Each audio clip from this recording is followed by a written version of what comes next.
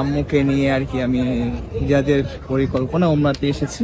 যেরকম চিন্তা করেছি আসলে পরিকল্পনা আমি তার থেকে বেশি পেয়েছি। জিয়ারা করার থেকে ওখানে যে ইতিহাস ওটা যদি আপনি জানতে পারেন সাথে বসে, তাহলে মানে আপনার ওখানে আরো ইন্টারেস্ট জাগবে।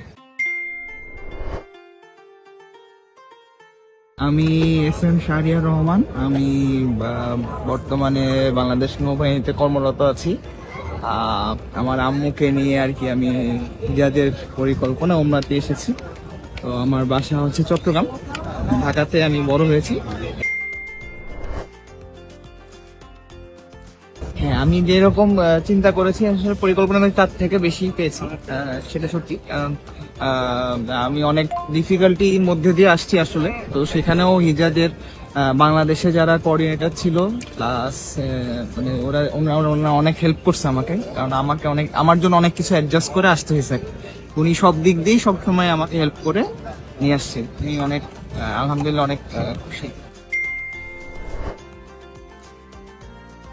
হ্যাঁ, এটা এটা আসলে দরকার। কারণ আপনার জিয়ারা করার থেকে ওখানে যে ইতিহাস ওটা যদি আপনি জানতে পারেন সাথে বসে, তাহলে মানে আপনার ওখানে আরো ইন্টারেস্ট জাগবে। আপনি দেখতে ইচ্ছা হবে, আবারও আসতে ইচ্ছা হবে, এবং সবকিছু জানার একটা মানে আরো বেশি ইচ্ছা হবে। দেখা যায় অনেক কোশ্চেন আমরা করেছি যেগুলো হয়তো উত্তর আমরা নর্মালি কেউ জানতাম না, যেগুলো ওনারা যেহেতু স্কলার তারা বলতে পারছে।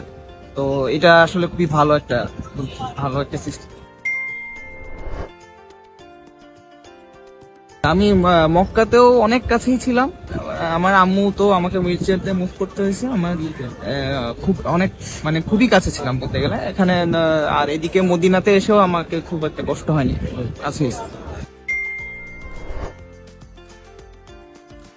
আমাদের গাইড তো আলহামদুলিল্লাহ হাশেম ভাই অনেক অনেক সাহায্য করছে। মানে চিন্তার বাইরে সাহায্য করছে, যেগুলা মানে অন্য কেউ করবে কিনা, আত্মীয় স্বজন হলে হয়তো করে, এরকম এরকম ধরনের সাহায্য করছে।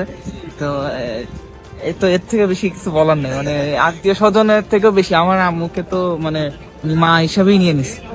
আমি হয়তো কষ্ট করতে পারিনি, উনি বেশিরভাগ টাইমে দেখা গেছে হুইল চেয়ার টেনে নিয়ে গেছে।